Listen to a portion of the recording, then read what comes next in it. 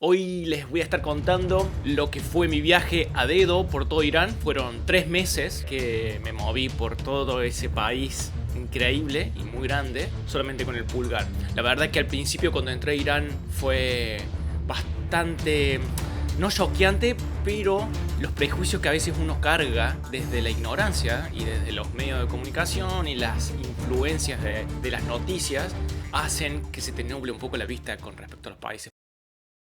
Por eso yo me movía de esa manera, principalmente a dedo, pero para poder conectar más con la gente y para saber realmente cuál es la historia atrás de cada país, ¿no? Esta parte del viaje continúa lo que fue la experiencia en el Kurdistán iraní. Ahora me iba a Teherán, a la capital, que estaba aproximadamente a unos 500 kilómetros de distancia. Hasta ese momento solamente me había movido a dedo por la parte del oeste, por las partes menos pobladas de Irán. Y ahora tenía que meterme al centro del país y encarar para la capital. Entonces eso me creaba un poquito no sé, de quickie, porque más allá que la gente te trate bien y todo, y tengas muy buenas experiencias, en parte sigue esos fantasmas en la cabeza de que te pueden secuestrar, de que es un país terrorista, el eje del mal y todas esas giladas que pasan por la cabeza. Entonces salí de ruta, pero ahí un poquito de... Está un poquito fruncido. Bueno, todo empieza cuando estoy saliendo de la ciudad de Kermanshah, más o menos en el este-noreste, a dedo. Me tomó un tiempo salir por una ciudad grande, pero una vez que agarré la salida, no llego ni a poner el pulgar. 5 minutos que para un auto. Era un Peugeot Pars, que es exactamente el mismo modelo que en Argentina, por ejemplo, se conoce el 405. Exactamente igual. El hombre se llamaba Farad. Al principio le costaba un poquito comunicarse, pero después cuando se empezó a abrir, imagínense que nos esperaron aproximadamente unas 6-7 horas hasta Teherán, había tiempo para comunicarse. Y me empieza a contar su historia de vida, que eso era lo lindo de viajar hacia dedo, pero te encontrás con historias alucinantes de gente que ha vivido de todo, cosas que uno nunca podría llegar a conocer si no fuera de esa manera. Tienen historias que están silenciadas, que han experimentado cosas increíbles en otras partes del mundo, muy lejos de donde uno viene. Bueno, Farad había estado en la guerra entre Irak e Irán, allá por el principio de los 80, cuando Irak o Saddam Hussein decidió invadir Irán. Farad en ese momento habrá tenido 40 años menos, Julián. En ese momento habrá tenido unos 20 años aproximadamente. Me empezó a contar sus historias de vida, sus historias de la guerra, lo que fue para él estar en el frente de batalla, las cosas que le pasaron. Me mostró la nariz, tenía una cicatriz que le cruzaba casi toda la cara, que fueron las esquirlas de un mortero. Tuvo impactos de bala por todos lados. Creo que tenía alegría de poder compartirle eso a alguien y que lo escuchara a alguien de afuera. Entonces se mezclaba un poco su alegría de poder hablar en inglés, que hacía como, no sé, también 30, 40 años que no lo practicaba, desde la época que estudiaba ingeniería, me contaba él, a poder compartirme una parte de la vida que quizás no haya podido llegar a compartir de todo, o por lo menos compartirle a alguien de afuera y que te escuche.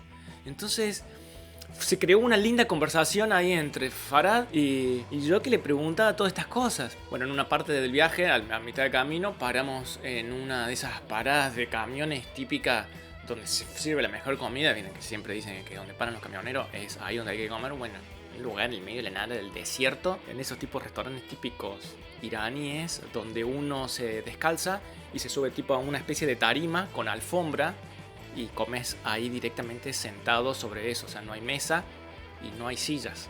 Sentado sobre la tarima alfombrada, y ahí te ponen un mantel de plástico y te sirven la comida. De ahí seguimos el viaje para Teherán. Y antes de llegar a la capital, el loco tenía que ir para otro lado, una parte, pero se desvió, se hizo casi toda la ciudad para dejarme a mí en la parada de una estación de metro, donde yo me iba a contactar con otra gente que me iba a alojar en la capital. Lo loco de todo esto es que al final, cuando nos saludamos, yo le veía que empezaban a caer lágrimas al tipo. Se había creado una conexión por un par de horas con alguien totalmente desconocido, pero que se creó tal vínculo en esas pocas horas que fue fuerte también. Un abrazo nos dimos con el viejo, bueno, y nunca más lo vi.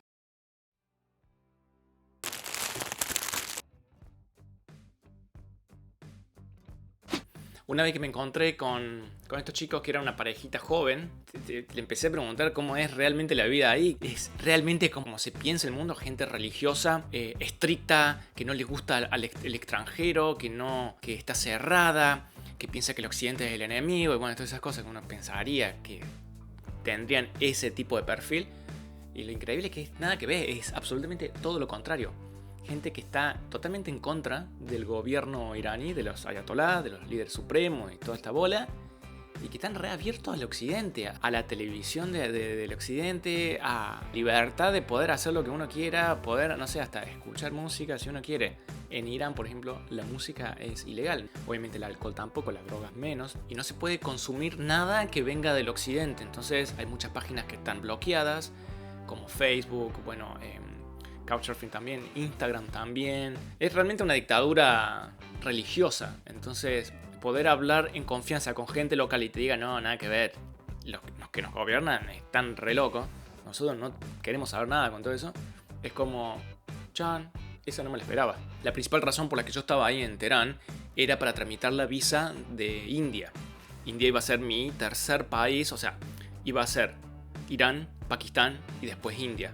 Les tuve que dejar el pasaporte por 10 días. Aprovecho, salgo de la embajada y me voy a comer algo. Un kebab o un shawarma. Estos tipos wraps así que tienen la carne adentro, típico. Pasando por restaurantes y lugares de comida y veo que están todo como empapeladas las ventanas afuera. Como que no se podía ver lo que había adentro.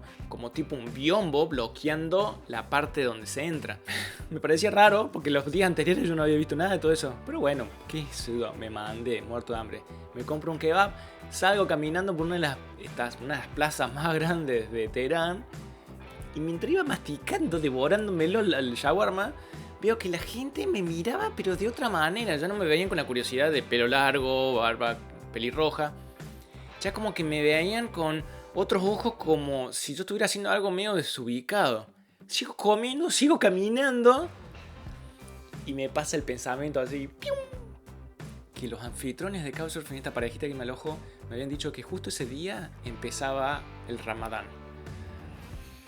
Ahí sí me vino el mundo encima. El Ramadán es este periodo de ayuno que tienen los musulmanes, que dura por lo general un mes, en lo que no comen durante las horas de sol, solamente comen cuando el sol se pone. Durante el día no vas a ver nadie comiendo y por eso tapan y bloquean las ventanas de los restaurantes para que la gente no se sienta tentada si ve a otros comer. Hay gente que come, yo vi a otra gente comer, pero no está bueno, es como una falta de respeto, tampoco tomar nada.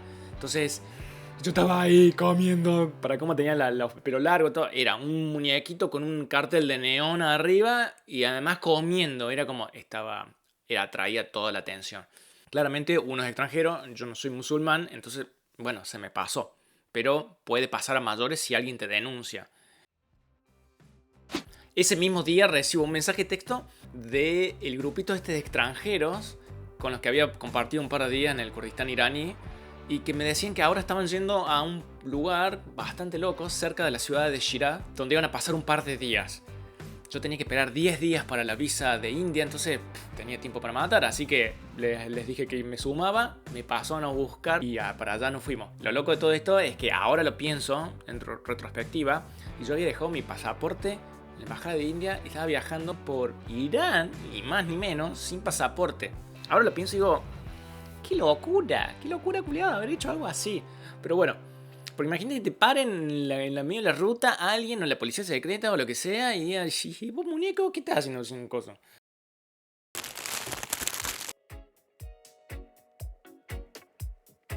Y llegar al lugar donde fuimos es una cosa de loco.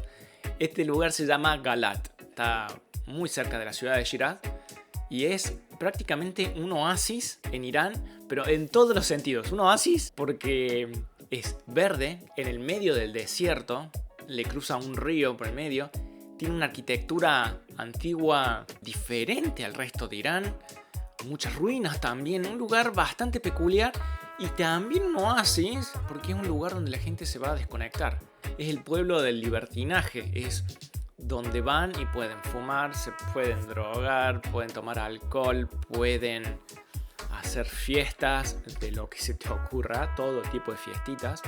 La gente va, por lo general, alquila una casa, son estas tipo Airbnb, donde va un grupo, alquila una casa entera y ahí se matan un fin de semana fiestas y se descocan. Claro, el alivio de salir un poquito de la realidad.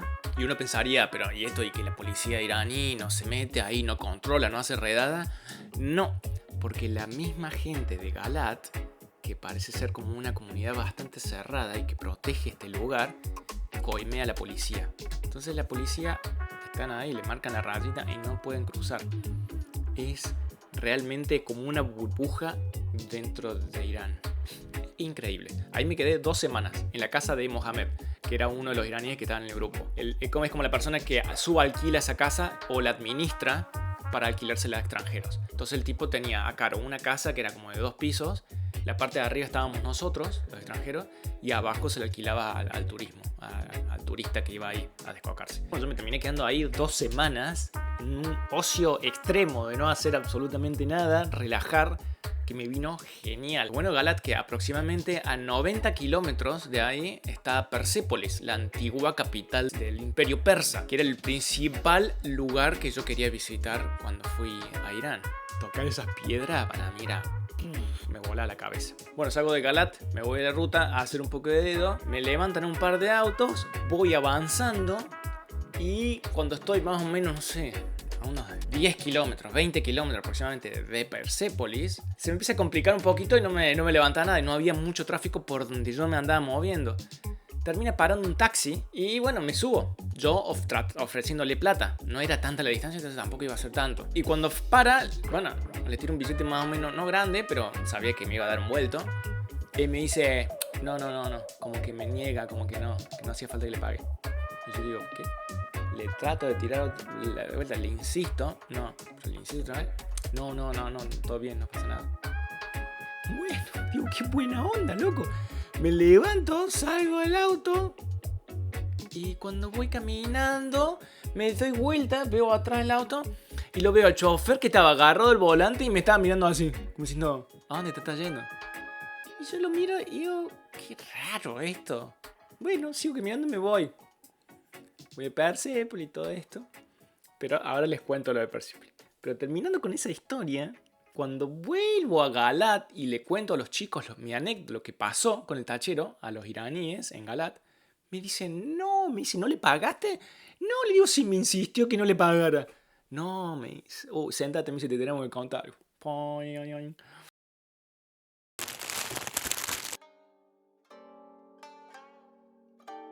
El Tarof es un código de cordialidad que existe en Irán, pero desde las épocas del Imperio Persa. Es una forma de socializar en negociaciones, en lo que sea. Hasta en la hora de sentarse a comer y te ofrecen más comida, vos tenés que decir que no. Porque si vos decís que sí de una, sonás como que sos irrespetuoso para ellos, para su cultura. Entonces vos tenés que decir, no quiero más, estoy bien, estoy lleno, y la otra persona te ofrece y te sigue ofreciendo y te insiste. Entonces vos ahí decís, bueno, está bien, como un poquito más. Y ahí están todos contentos. Pero vos no podés decir de una, sí, dame más, tirarte arriba de la comida. ¿Se entiende un poco? Los iraníes no son personas muy directas a la hora de interactuar o de negociar cosas. Y entonces usan el Tarof como una máscara para tapar un poco sus verdaderas intenciones. Que en realidad sí, la gente quiere comer y el tachero me estaba pidiendo, esperaba que le pague. Pero claro, el tachero se dio cuenta que yo era un extranjero que recién llegaba al país y que no sabía lo que era. Entonces si algún día van a Irán, tengan en cuenta esto, principalmente si van a comprar a un mercado, si los invitan a comer. Lo loco que yo les pregunté a los chicos esto con lo que me estaban alojando y me dijeron, me se puede tardar, pero pueden ser 10 veces de insistir, de ir y venir. Una cosa muy loca. Y esto también me lleva a una historia de unos chicos que conocí más adelante, una parejita de iraníes que eran profesores de inglés. Y me contaban que el farsi, su lengua, como tiene unos cimientos muy fuertes en la poesía, y es una lengua que no es muy directa, que da vueltas. Y me decían que cada vez que tenían que discutir estos chicos, se pasaban al inglés, porque el inglés es mucho más directo y va al hueso. Entonces cada vez que se peleaban o tenían que discutir por algo fuerte, dejaban el farsi de lado y iban al inglés. O sea, una cosa muy loca. Bueno, y si les interesa un poquito saber más del Tarof, les dejo un link abajo en la descripción para que lo chusmen, pero la verdad que es bastante interesante.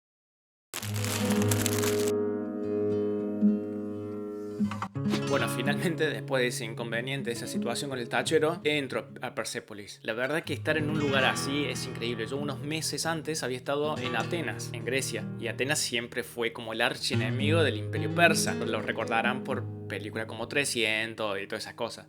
Y ahora estar ahí, de donde venía ese imperio, uno de los más grandes del mundo. Increíble.